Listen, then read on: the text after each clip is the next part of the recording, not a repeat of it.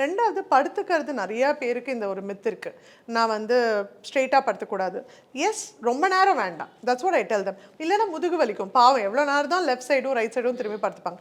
கொஞ்ச நேரம் நேராக படுத்துக்கலாம். அதில் ப்ராப்ளம் இல்லை. 2வது மித் வந்து எழுந்து படுத்துக்கும் போது எழுந்து உட்காந்துட்டு அப்புறம் தான் திரும்பணும். இல்லைன்னா கொடி சுத்தின்றோம். அந்த மாதிரிலாம் ஒன்றும் கிடையாது. தாராளமாக she can turn this side and that side. எழுந்து உட்காந்துக்கணும்லாம் அவசியமே இல்லை. க்ரோத் நல்லா இருக்கான்றது அட்லீஸ்ட் ஒரு 8 or 9 monthsல ஒரு முறை ஸ்கேன் பண்ணி வெயிட் நல்லா இருக்கா, ஃப்ளூயிட் நல்லா இருக்கான்னு பார்த்துக்கணும். The only thing what they need to do is movement count பண்ணணும். சாப்பிட்டுட்டு எவ்ரி 2 ஹவர்ஸில் ஒரு 4-5 மூமெண்ட்ஸ் தெரியுதான்னு மட்டும் கவுண்ட் பண்ணால் போகிறோம். They can be normal at least ஒரு 36-37 வீக்ஸ் வரைக்கும் ஒரு 2.5 கிலோ வர வரைக்கும் தாராளமாக அவங்களுக்கு கம்ஃபர்டபுளாக இருக்குன்னா they can do their normal routine work. Physical activity either வாக்கிங்கோ இல்லை ஸ்ட்ரெங்க் ட்ரைனிங்கோ அவளுக்கு எது கம்ஃபர்டபுளோ யோகாவோ அவங்களால தாராளமாக பண்ணலாம்.